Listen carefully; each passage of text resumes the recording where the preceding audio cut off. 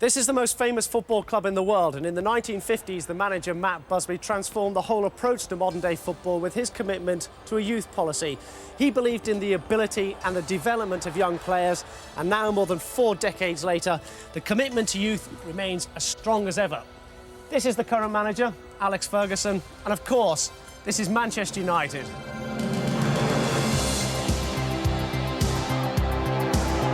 Giggs is away here. This could be 2. It is. Lovely skill. Oh, and a ball that's through and it's onside news. And it's there. And Robson again. Brilliant goal.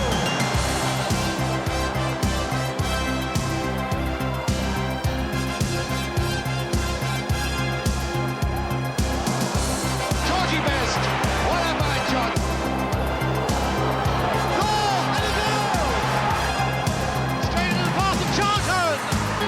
That's the equaliser from Bobby Charlton.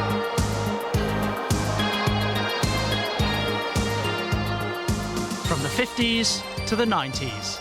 To actually walk down this tunnel and out onto the playing surface itself, it's every young footballer's dream. To join the finest club in the country and make the gradual progression into the first team and take your own first emotional steps out to the welcome roar of the crowd. But why should Manchester United be the right choice for any young player? Well, the structure of the club is about young players. We firmly believe and always have that the player we produce is better than the one we buy. You need to look at the history of our club to realise that the great players have come through the system. And that was obviously started by Sir Matt Busby in the early 50s. He had a vision of this club forevermore, and it won't change. Matt Busby became manager of Manchester United in 1945. 3 years later, his team won the FA Cup. In 1952, they were at their peak when they won their first title in 40 years. We had won a championship in '52, and I felt at the time that there was need for a change. Some of the players were getting over the top. First of all, he replaced half a team in 1952 with all young lads, which was his vision. The Busby Babes, as they were known. It's also started in the inauguration of the FA Cup for youth teams, and we won it 5 times in a row. And of course, Bobby Charlton, who came to the club as a 15-year-old lad from the northeast of England, under the great tuition of Sir Matt and Jimmy Murphy, and became a legend. He's a lovable man, and he just created a lovely family atmosphere at the place, and it was because of that there was a great success. It was the first time ever that youngsters at 17-year-old were put into the first team. So you were taking a chance with youngsters, and he had this foresight. He said, that's the way it's going to be. The influx of the young players had just sort of set everything alight. But the common thing that ran through them all for a period was Duncan Edwards, who was an absolutely fantastic player. And he sort of epitomised the young players and the professionalism. Edwards was incomparable at his age. I have never seen a more accomplished player at his age, never. I played with him in the youth team, and we literally depended on him. He demanded the ball from everybody, you know, and you gave him it. He just had this he had this power that he generated, and he just was a born leader. I have no doubt in my mind which was the greatest side, and that was the pre-Munich side. Because, Arthur, there's even young boys, 19-year-old and 20, we were winning the English League Championship by 11 points. There was some basic work that you had to do as a youngster.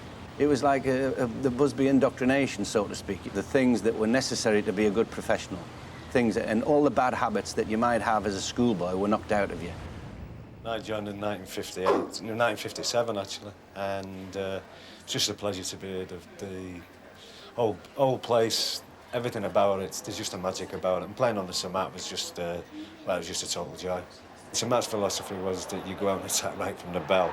And with players like Charlton and Lauren Best, you could score 2 or 3 in the last 10 minutes because they did the unexpected. When I joined them in '62, they were just recovering, really, from the Munich air disaster.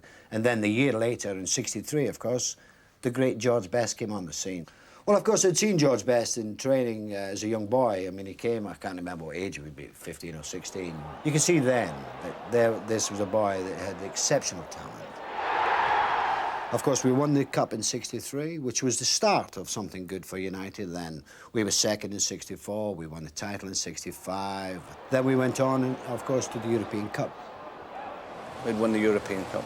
And of course, you can, if you see any of the old footage of the European Cup final, how everybody, immediately the match is finished, they dashed for the old man. And the beauty about Manchester United, the beauty of Busby was that, and it is to this day, is that Manchester United teams would always look to play attractive football. Well, I mean, he's done a first-class job, Alex. He's come in, he's reorganised everything. He believes in it, and as I say, it's not just about the first team. He believes in everything the way through. Well, when I arrived in 1986, I had my own idea and vision of what it should be. Irrespective of what it was at that moment in time, I wanted to do it exactly the way I wanted. And when I presented it to the board, I get absolute 100% backing. They were as enthusiastic as I was. The youth programme at Manchester United has been very important, right, going back to the early days for Sir Matt Busby. And over the years, we've tried to keep up that standard, but there were times when it fell. And when Alex came, he brought us back online and stressed the importance of that part of the club. The board were only too pleased to give every possible backing. I'm sure it will continue that way in the future, especially having regard to the high transfer fees that have to be paid nowadays. So how does it all start for a 10-year-old hopeful schoolboy? We employ about 35 scouts in various ways. Probably about 15 that scout professionals and the others that scout schoolboys. Before any boy comes to the club, one of the senior members of staff will look at him. And if he's good, then we would invite him to the Centre of Excellence, where he will be entitled to 1 hour coaching per week. So all is geared, certainly at the Centre of Excellence, to judging whether we feel a lad might ever have a chance of playing for Manchester United, and we would try to sign him on his 14th birthday. We're interested in boys of high potential. We're not interested in bulk purchase. We like to believe that every boy that comes here has a chance of playing for Manchester United. Once they're going through their schoolboy period, that we have to then offer a YTS, a young professional contract, at the age of 16. Before I signed, I had a lot of worries because it's such a big club. And as soon as you sign and get underway, it's just a great feeling, no worries at all now. Before I signed Arsenal and Forest, showed an interest, but I was always going to sign here. Always wanted to sign here. Some parents might feel that their boy might get a better chance with a smaller club. Would you agree with that? If a boy has ambition and wants to be at the top, then this club provides for that. It's got the resources. I don't see why any boy should think about going to a smaller club when he can go to the very top. Once they've decided to join United, we're all delighted, of course, but we then hand it to our club secretary, Ken Merritt. I'm responsible for the legal side of the signing of the young players, and then the onward for their academic careers, whilst they're still players with United. Well, I think further education is very important. I do the business and leisure course, and I enjoy it. I think it's very important, and the course we do is brilliant. Education and other aspects of their progress require constant supervision. Who looks after them? The responsibility is to our youth development officer, Paul McGuinness, who's young and former school teacher, played for Manchester United. He's got a terrific background for this particular type of job. My role really at the club is looking after the players, mainly young players, mainly off the field. So I look after especially the ones who are away from home. I get to know the lads before they actually come, so I get to know what their personality's like, how they behave. In general, the attitude's fantastic, and the big thing about it is they all want to play for United, they all want to play, and they've all got dreams of being top-class footballers. My ambition is to keep working hard and to get myself into the first team, and if I can, possibly progress and get into one of the national sides. They have to be guided in the right areas, and hopefully that's a job that I can carry out.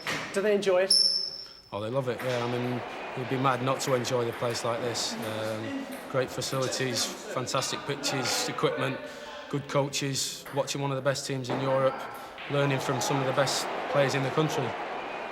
We've got 30 players, 30 YTS players between the ages of 16 and 18, an unusually large number. So what we've got to do this season, we've got to have 2 coaches working with them. So it's Pop Robson, the coach, not the player, and myself, and we split them up into 2 groups. But generally, most days we do work together, as you can see this morning. A good player must have good technical ability. I think that's quite obvious. But also we look for enthusiasm. I mean, I think we are renowned for flair players. So there's a lot of work on individual coaching goes into it. But on the other hand, they've got to have an understanding of the game, so team play is vitally important as well. Of course, gym work, coaching and training are the main aspects of a young player's development, but equally important are their health and their welfare. Obviously, you have to have first-class accommodation, and we're very fortunate to have landladies like Brenda Goslin, who's been with the club for so many years and looks upon the players as their family, really. Oh, they're very good. I would like to think I've got a very good relationship with them.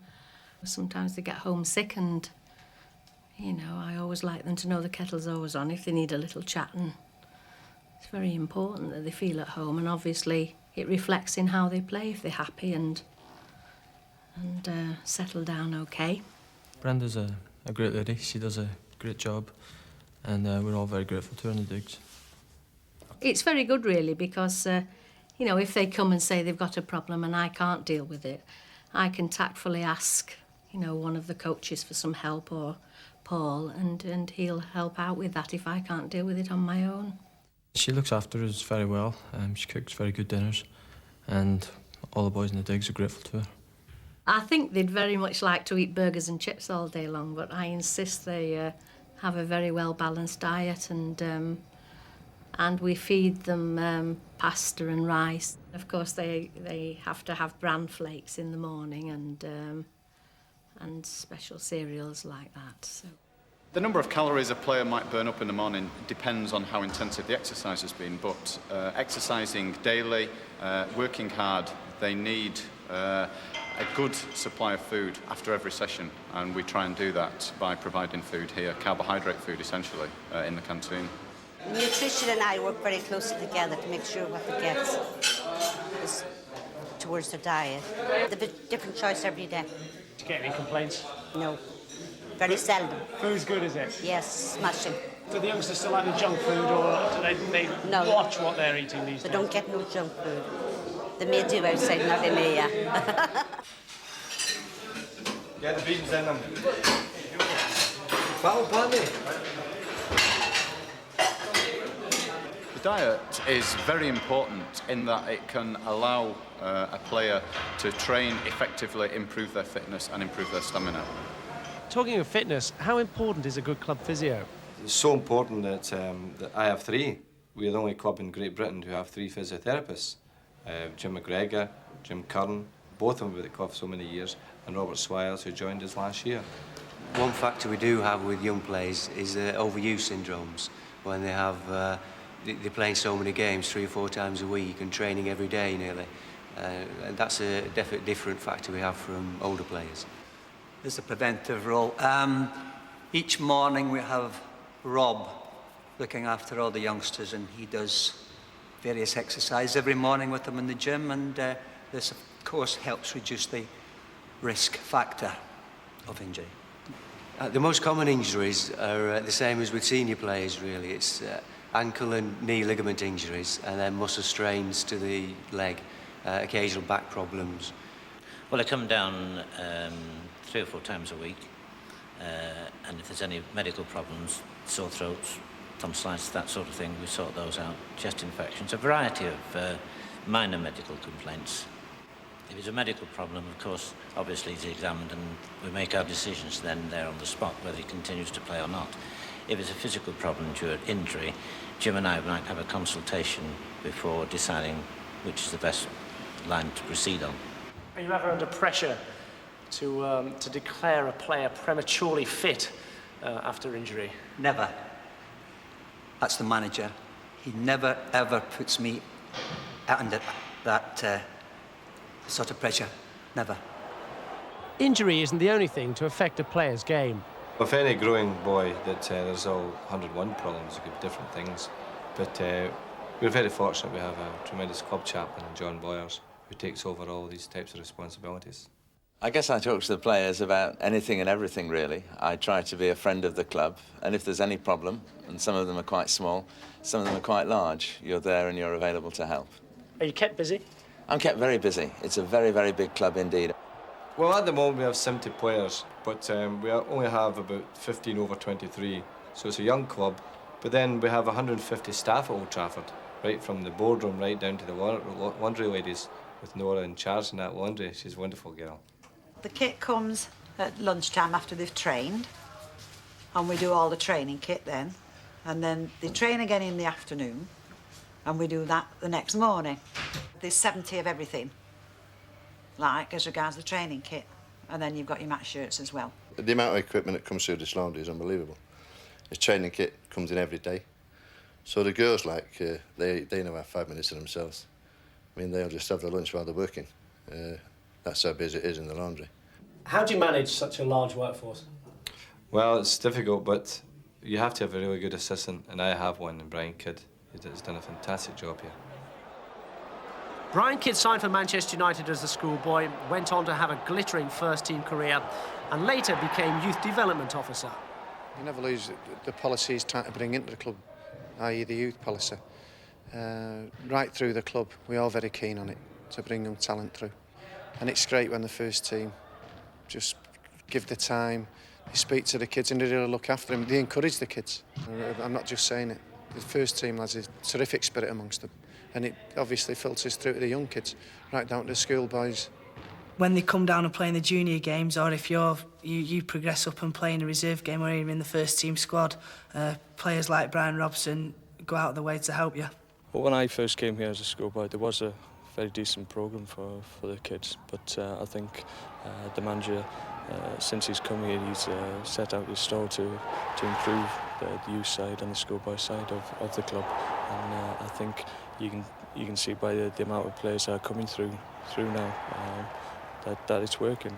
Obviously, the name of United has a great appeal, and when I came here for the very first time, I knew that I wanted to be here. I've been very fortunate to play in sides. I've won things as well, and I think if you do get an opportunity to come here, you've got to go for it and enjoy yourself, because you never know what could happen. Ryan's proof of that.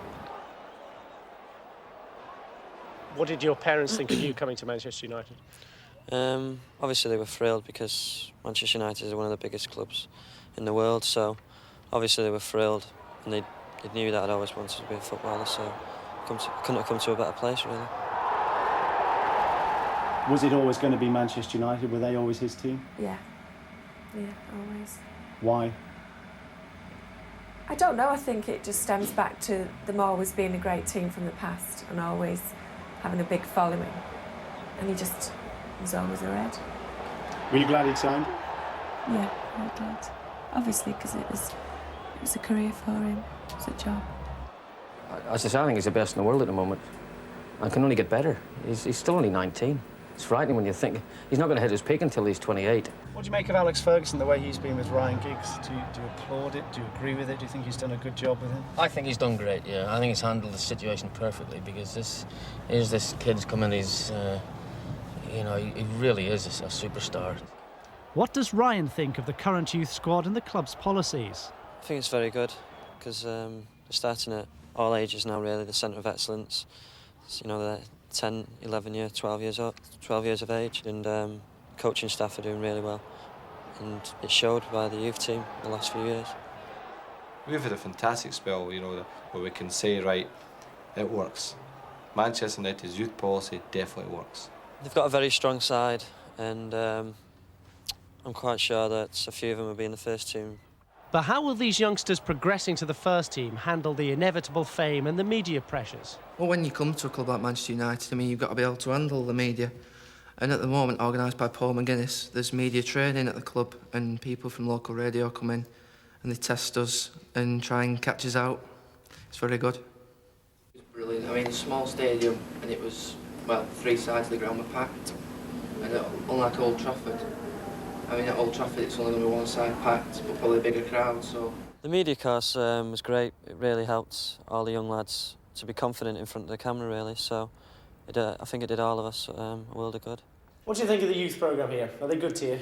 Yeah, it's got a very good youth programme here because we've got the best coaches, like. Most of the lads go and progress through their England. It's like 6 of them went last year, so I think we have the best youth programme in the country. It's a great atmosphere to work in. We all have a laugh, as well as being serious, and it's good. There's a good atmosphere between the coaches, players, and although we know we're here to play football, or we're here to be footballers, they know when to have a laugh and a joke. So if you can't play here, you can't play anywhere. Even when it's empty, it's got an atmosphere. It's just the place is just buzzing. And I mean, I was here for the last game of last season when they won it, and it was like putting the clock back. So it's a special place. You know.